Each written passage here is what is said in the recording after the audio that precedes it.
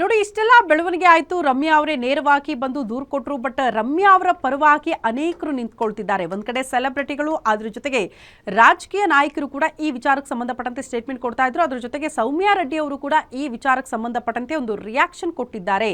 ರಮ್ಯಾ ಅವರಿಗೆ D boss fans ಮಾಡ್ತಾ ಇರುವಂತಹ ಅಶ್ಲೀಲ ಮೆಸೇಜ್ಗಳು, ಅಶ್ಲೀಲ ಸಂದೇಶಗಳಿಗೆ ಸಂಬಂಧಪಟ್ಟಂತೆ ಅತಿ ದೊಡ್ಡ ಆಕ್ರೋಶ ರಮ್ಯಾ ಅವರಿಂದ ಕೂಡ ವ್ಯಕ್ತವಾಯಿತು. ಅದಾದ ಬಳಿಕ ಯಾವ ಹೆಣ್ಣು ಮಕ್ಕಳಿಗೂ ಕೂಡ ಈ ರೀತಿ ಅಶ್ಲೀಲ ಮೆಸೇಜ್ಗಳು, ಕೆಟ್ಟ ಕಮೆಂಟ್ಗಳು ಬರಬಾರದು, ಇದು ತಪ್ಪು ಅನ್ನುವಂತಹ ವಿಚಾರವನ್ನ ಸೌಮ್ಯಾ ರೆಡ್ಡಿ ಅವರು ಕೂಡ ಪ್ರಸ್ತಾಪ ಮಾಡಿ ಇದೇ ವಿಚಾರಕ್ಕೆ ಸಂಬಂಧಪಟ್ಟಂತೆ ಪ್ರತಿಕ್ರಿಯೆ ಕೊಟ್ಟಿದ್ದಾರೆ.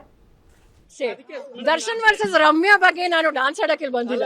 ಓಕೆ, ನೀವು ದಯವಿಟ್ಟು ಮಾಧ್ಯಮದವರು ಡಾನ್ಸ್ ಆಡಬೇಡಿ ಅಂತ ನಾನು ಮನವಿ ಮಾಡ್ತೀನಿ.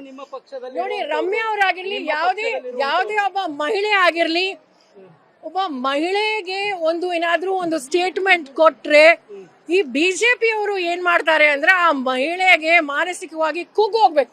ಹಾಗಾಗಿ ಆ ರೀತಿ ಮಾಡ್ತಿದ್ದಾರೆ. ಯಾರೇ ಒಬ್ಬ ಮಹಿಳೆ ಆಗಿರ್ಲಿ, ನಮ್ಮ ರಮ್ಯಾ ಅವರಾಗಿರ್ಲಿ, ಅವ್ರ ಜೊತೆ ನಾವ್ ಇದೀವಿ.